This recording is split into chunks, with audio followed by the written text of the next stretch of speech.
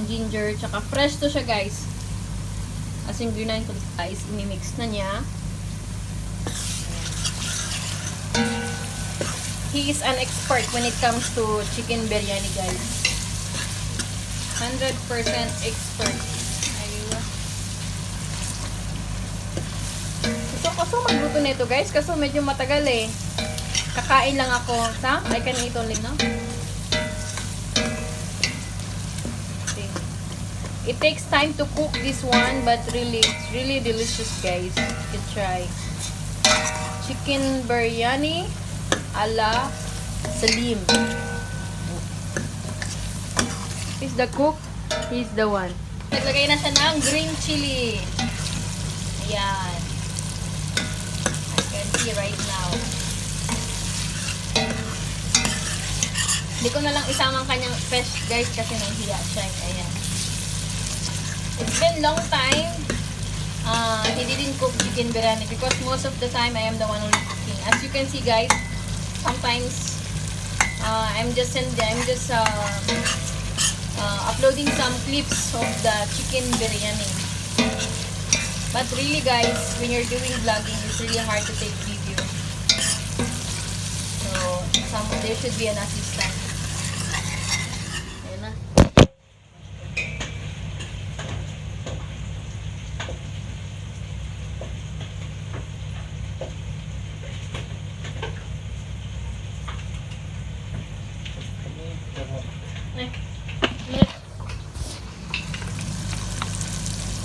Next guys is how many teaspoon of turmeric? Now he only add 1 teaspoon of turmeric powder. Now he already added how many teaspoon of coriander powder? Yeah, 1 spoon or tablespoon? Now he already added 1 tablespoon of coriander powder guys.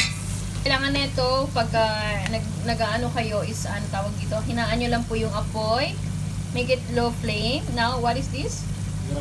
Now he add garam masala, 1.5 teaspoon guys. Ayan, garam masala.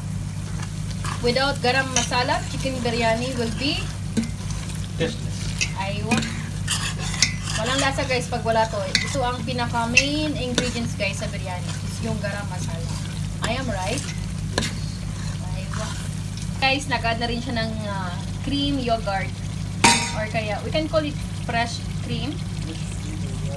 Aywa. The same one I think guys. Ang hirap naman mag-English. Oh, it's very hard to speak in English really. Ayun guys. Oh, excuse me, Bisaya can speak very nice English. Ayun guys, oh. Ayan. Yogurt. Lagyan siya ng yogurt.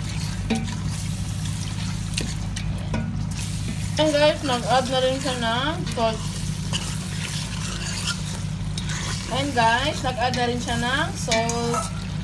At sticky na rin yung sauce na guys. Guys, well, nag-add lang siya ng 1 glass of nag-add lang siya ng 1 glass of hot water. Ayan. Para hindi masyadong mag-stick yung sauce guys, hindi masunog.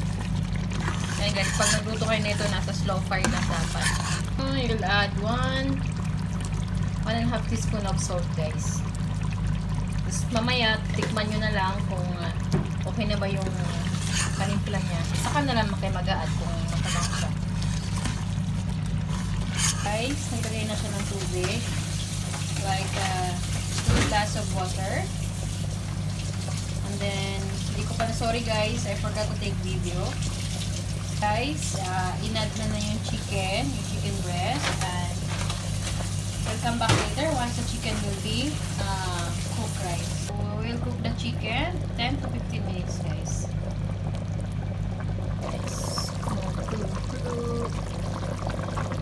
Already starting boiling, guys. Oh, we will going to add the rice. Okay.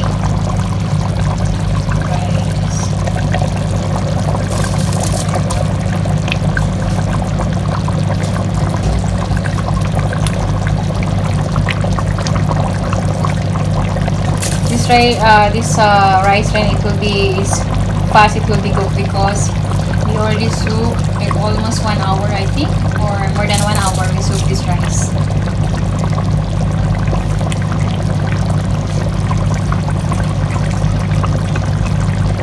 Guys, so later we will see and we will taste, guys. Actually, when I'm going to cook basma biryani rice, chicken biryani, like I'm gonna cook first the sauce and everything, and the rice I'm gonna keep it separately. Like I'm gonna cook it separate rice. Like I just put some water, of course, and cardamom, cloves, and bay leaves. And after the rice was like 70% cooked, I drained the water. And then later on, once the sauce will be finished with the chicken sauce, right? Then that time, layer by layer, I'm gonna add rice, chicken, and I'm gonna cook it for around 20 minutes, like steamed rice with low heat. So my husband will cook differently because raw rice, he's adding along with the chicken. You will see later, guys. Okay. Iba yung pagluto niya ng chicken biryani. Kasi ako, sa mga nakikita ko kasi sa mga video, guys, sa YouTube is, hiwala yung, it depends to you how you will cook. How you prefer to cook the chicken biryani. Now, he's adding green chili spices. Ayan. For spicy, yeah. Did you add, what you call this one? Red chili powder? Little only. Not that much. Yeah, he add also red chili powder. Ayan. When he's cooking, it's not that he did this, ito naman siya, hindi naman siya masyadong maanghang. Depende lang naman. Ako, gusto ko rin naman yung maanghang pero hindi naman, minimal lang naman yung spicy niya. Pag siya yung nagluto, kasi di ba pag sinasabi natin pag mga Indians, they like spicy, but not all. My husband like in minimal, what you call this one dyan? Minimum spicy. Aywa, in minimum spicy, guys. Not that much.